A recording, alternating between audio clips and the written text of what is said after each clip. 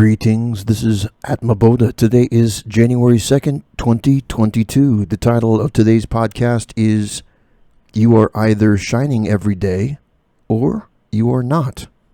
It is that simple. Beginning now. This is among as absolute of a statement as it gets. Let's steelman this. What is it to shine? It means to radiate love, or positivity, or truth, or light, or joy, or something shiny like this. This statement, as simple as it is surprisingly divisive. As you will read in some of the toxic comments below, unless they hide this one out, some will say that it is egoic, or unrealistic, or grandiose, or delusional, or that this natural state is toxic positivity. Are they right? Is this idea of shining impossibly beyond the scope of the human condition? Many psychologists seem to think so. Their definition of toxic positivity is now canon among many professionals. One thing is certain. People have strong opinions on both sides of this issue. It is safe to say that those who are opposed to this concept are not the ones that shine. In fact, many of them have made it their personal mission to hunt down those who dare to be a force for good in this world. The concept that there are those who can possibly be having a better time at life than them, they find extremely threatening to their worldview. It is not judging to state this fact, regardless of if they are envious or just want company to their misery. They have chosen to oppose radiant and glowing people. This message is not for them, but for those of you that have the courage to be a shining light in the darkness. In this day and age, it has become obvious where the real toxicity is coming from.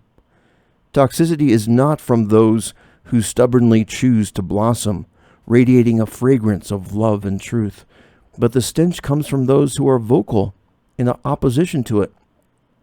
They are easy to recognize. They will refuse to debate logically, and instead quickly resort to insults and name-calling. They think they are the strong ones because they have a cabal of negativity that downvotes comments. Instead, let's prove them wrong and make these hunters that hide in the shadows the hunted. Let's make this sub a positive, shiny place, not a negative place. This should not be a place for those who oppose light, but a place that stands for it. Let's clean this place up. You are all awesome, even the misguided ones.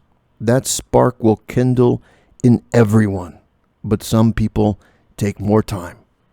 Okay, well, this was obviously a little bit of a rant against some of the toxicity that I was encountering on Reddit, just from people who I guess are set in their own ways with regards to their meditative style and felt threatened by just the concept of being positive and having an idealistic, optimistic attitude. I mean, this should be a common sense sort of thing. But in some sects of Buddhism and meditation that's being popular online, they discourage any kind of positive outlook or positivity at all in the meditative practice, which is frankly absurd and bewildering why they can misinterpret texts in such a fashion. I mean, I understand the middle way. The middle way is basically saying instead of being too austere or instead of being too non-austere and overindulgent, you find a path in the middle. Instead of eating too much or eating too little, you find a path in the middle. But guess what? The middle isn't a space between positivity and negativity. That's not the middle. Truth picks sides. The fact is that a characteristic of truth is positive. It's not in the middle between positivity and negativity. And to try to straddle that fence is just going to drive you crazy because it's unnatural. We are natural to swing either towards positivity or negativity. And this is obvious from the responses in the comments, because those that try to straddle the fence, they actually have kind of a negative attitude. They're the quickest to insult and feel threatened because it's like their dogma, and they don't have that resilience that you can only get if you are polarized to the positive. Negative people are not resilient. They're very thin-skinned. They're very reactive. And that by itself should be an obvious indicator of the inferiority of having a negative mindset.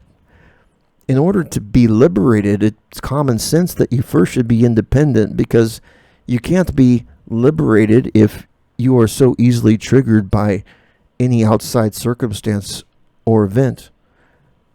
And the only way that's possible is when you have that shield of positivity. Isn't it interesting how the word possible and positive both have that? If you want to negate the possibilities, negate negative. So if you want more in your life, you need to be positive. If you want less in your life, okay, then maybe you can pursue negativity, I guess, if all you want is less. And that isn't obvious where it's happening, because these people that want to find nothingness, guess what? You get to nothingness by contracting. So by getting smaller. And so by being more negative, you find nothingness. But if you want to arrive at your potential, you need to be positive. So it comes down to a basic fundamental philosophy of life. Do you want to find your potential? Or do you just want to throw away the sacred gift given to you in the form of your individuality, your body, and your mind? Because the only people that are shining are the positive people. Negative people, they don't shine. They suck up the energy. They are not contributing to their environment in the same way that a positive person is. And this whole concept of toxic positivity is a complete joke. First of all, what they're complaining about with toxic positivity is it's like saying, oh, well, it's unrealistic. It's not the human condition. You're just in denial. If somehow you're positive all the time, you're being in denial. Well, guess what? Do you know what the word denial means? Denial means you are subtracting something. You're preventing an experience. Well, guess what? I would argue that by not choosing to be positive, you're the one in denial. You're denying positivity. You're the one subtracting. If you're positive, you're adding. You're not denying, you're adding. That's like the opposite of denial.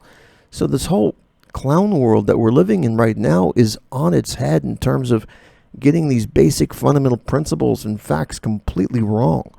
And it's a little bit sad, but at the same time, whenever there's a crisis, you're presented with an amazing opportunity because of the fact that people are so backwards in their beliefs and they're unaware of the bliss that lies just beyond their fingertips and the love that they can claim for themselves in their daily life. Because they're unaware of these things, that's an amazing opportunity. It's the gift that keeps on giving. It's like being a drug dealer with the most amazing medicine in the world, that if they just take this, they're going to be high on life, no side effects, healthy. I mean, with the thing with COVID, for example, you know, this fear that's being peddled in the mainstream media. Do you know what fear does? Fear has been scientifically proven to weaken your immune system. So by making you afraid, they are spreading COVID more rapidly, ironically, just by the science.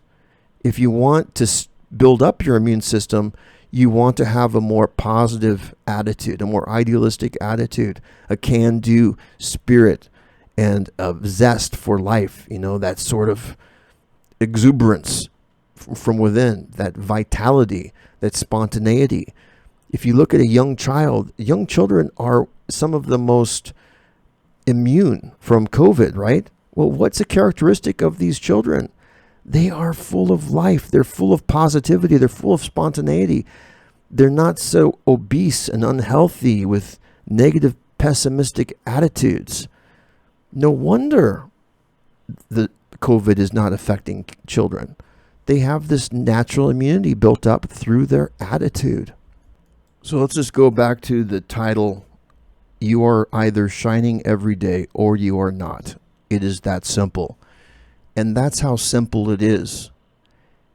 And ideally, once you get more advanced, it's not just a matter of hoping that you shine at some point during the day, but it's that you want to arrive at that place where you're shining all of the time, every second of every day, every millisecond of every day, feeling that love, feeling that bliss. That is the ultimate in peak potential. That's where you want to arrive at. You don't want to be weak and be subject to the ups and downs of life so that anybody can just walk up to you and say the wrong thing and suddenly they got power over your emotions. Don't give people that power over you, obviously. By shining, what are you doing? You are being the assertive force in your environment. You are shining. You're not reacting to the environment around you as much as you are being proactive and being a source of inspiration and being a source of love and being a source of happiness and being the life of the party and the source of exuberance and life around you. And that is what's wonderful about life. Now, of course, not everybody's going to be this way, right? A lot of people are not going to be shining. And a lot of people, maybe they don't have any interest in shining. Maybe they have enough problems on their own, they think, and they justify within themselves that they have so much that they're going through that they can't even begin to comprehend this concept of shining. And that's okay. Everybody is on their own path, and they're at different places on their spiritual path, and maybe it's just not their time to blossom yet. And that's fine too, because every flower, every person's like a flower. Some of us are blossoming, some of us are in more of a bud sort of a state, but we shouldn't judge people just because they're in a bud state and they haven't opened yet. Who knows? By the time they open, they might be the biggest and most glorious flower that we've ever seen, and they blossom so large that it puts our blossom to shame. That's the sort of open-mindedness that I like to have towards people. I wrote something else real briefly. I'll just read it. It is important to distinguish what desire is. Biological urges like sex, hunger, sleep, rest, etc. are not desires. When you do something because you love it, that is not a desire. When you do something because you have a deep inspiration to do that, that's also not a desire. The desire I refer to are external worldly desires. This would be a feeling whereby you feel incomplete if you don't chase the desire. It is nuanced and a bit confusing in the beginning to differentiate these subtle motivations that each of us have. And I've said before that the ultimate obstacle before your enlightenment, of course, is self-limiting beliefs. But of self-limiting beliefs, the main one is desire, because desire has become so much a part of most people's lives in this consumer culture that people don't know what it is to live without desire. They think that life would be boring without desire. And what I have to say to that is that love is a much superior motivator than desire is. Let's give an example. Let's say there's a married couple, a man and his wife, and this man loves his wife so much, and suddenly something's about to happen, and his wife's life is in danger. He can jump in front and put his life before the life of his wife. However, let's say the man doesn't love his wife and just desires her and uses her for her body. Well then, if there's a life-threatening situation, that man is not going to be as motivated to risk his life for his wife, because he will regard the wife as someone replaceable, because if you're just talking about desire, it's pretty easy to find desirable women, right? There's many beautiful women that have gorgeous bodies, and they're available, especially to the rich, right? Rich people can find anything they want. But the point is this: love is a much stronger motivator than desire. A father will run into a burning building to save his child. Does he do that out of desire for the child to live? No. He does that because he loves that son or that daughter. He loves him or her. And that is why love is such a superior motivator. In fact, if you look at successful marriages, the ones that last the longest, why? Because they love each other. The ones that don't last, well, they fall out of love, or maybe they never really had love to begin with. Maybe they thought it was love, but over time they realized that that love was not so deep, and maybe it was just desire. Maybe it was just a sexual attraction. And that's why people can get confused between what the heart wants and what the mind wants, or what the passion of the moment is. And so that's an important distinction to make. And as well as things like hunger. Hunger is a biological impulse. Your body can feel hungry. That doesn't mean you have to feel a strong desire. So desire is more heavily linked towards the external, worldly desires. And that is what is very important. Once you are able to master desire to such a degree whereby you're no longer doing things because you desire them, but doing things because you love to do it or feel inspired to do it, you know that is you being much closer to that final liberation of enlightenment. And I want to be able to close with this, because there's something very, very important, and that's called the one living truth. There is a greater, higher power out there. You can call him God, you can call him super consciousness, you can call him the absolute truth, the one living truth, the objective truth, the primordial truth. But the point is that there is a supremely powerful conscious entity that is not coming from a place of judgment, but is coming from a place of wanting to empower you and wanting you to taste this bliss and to bring out your inner individuality, which is the ultimate diversity. There is no smaller diversity than the individual. And the individual is the only way to experience enlightenment. Enlightenment doesn't happen through a collective. It doesn't happen through merging your mind into a groupthink. No. The only way for true liberation is to first be independent. And the only way to be independent is to be one person. To not be swayed by the opinions of others, and to have others have too much influence and power over you. You need to break free of that and be a strong, independent voice that's not afraid of backlash and doesn't want to conform just to please a group, but can have the freedom to stand up for truth. This kind of boldness, this audaciousness, to make that stand for one living truth, the one living truth is going to make that same stand for you. It's going to empower your life. It's going to make it easier for you to make money, to bring into your life what you want to bring in, whether it be a better job, whether it be a more successful relationship, whether it just be being a more empowered individual with a more lucid mind. All of that is possible by your individual relationship with this higher power. This is Atma Bodha signing off. Already we're at the end. Until tomorrow, you have a fantastic day.